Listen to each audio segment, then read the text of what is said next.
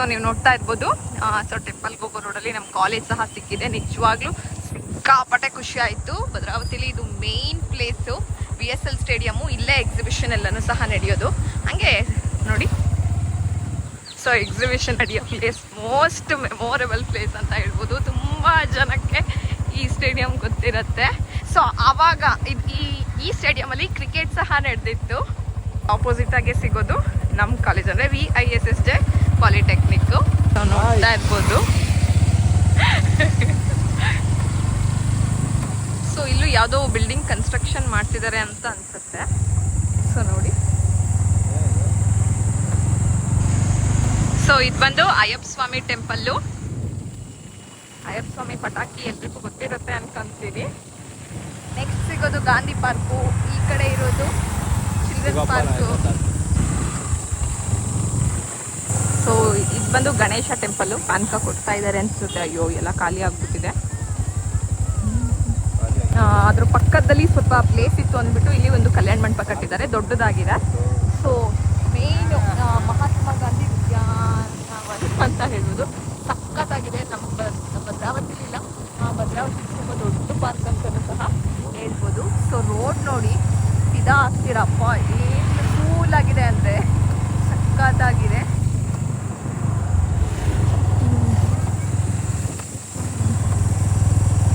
ಇದು Janapura circle. So Jayashree road ಅಂಗಡಿ. Next ಸಿಗೋದೆ ಗಣೇಶ ಟೆಂಪಲ್. ಗಣೇಶ ಟೆಂಪಲ್ ಅಂತಾನೆ ಅದು. ಕಲ್ಯಾಣ ಮಂಟಪ ಬ್ಯೂಟಿಫುಲ್ ಆಗಿದೆ. ಅರಳಿ ಮರ ಮಾತ್ರ ಈ ಟೈಮಲ್ಲಂತೂ. ಇಲ್ಲೆಲ್ಲ ನೈಟಲ್ಲಿ ಪೇಪರ್ ಟಾಟು, ಪಾನಿಪುರಿ ಮತ್ತು ಗೋಬಿ ಮಂಚೂರಿ ಶಾಪ್ಸ್ ಎಲ್ಲ ಇರುತ್ತೆ. ಇದು ಗಣೇಶ ಬೇಕ್ರಿ. ಇವಾಗೇನೋ ನೀವು ಚೇಂಜ್ ಮಾಡಿ ಗಣೇಶ ಬೇಕ್ರಿದೆ. ಅವಾಗ್ಲಿಂದಲೂ ಏನು ಶಾಪ್ ಇದೆ ಅದೇ ಶಾಪ್ಗಳೇ ಇದ್ದಾವೆ, ನೋಡ್ತಾ ಇರ್ಬೋದು.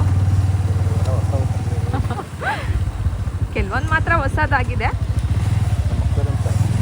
ಇದು ಸೈಬರು ನಾವು ತುಂಬ ಬರ್ತಿದ್ವಿ ಈಗ ಅವಾಗೆಲ್ಲನೂ.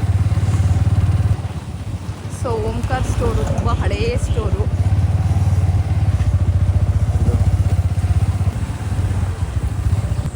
ಸೊ ಆಂಜನೇಯನ ಟೆಂಪಲ್ಲು. ಸೊ ಜನಾಪುರದಲ್ಲಿರೋದು ನೋಡ್ತಾ ಇರ್ಬೋದು ನೀವು.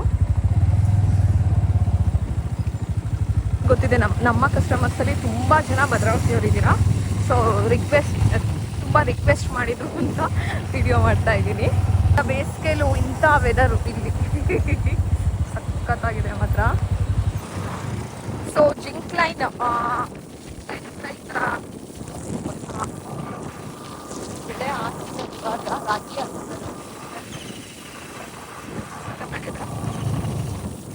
ರೋಡಲ್ಲಿ ಹೋದ್ರೆ ಮಾದೇಶ್ವರ ಸ್ವಾಮಿ ಟೆಂಪಲ್ಲು.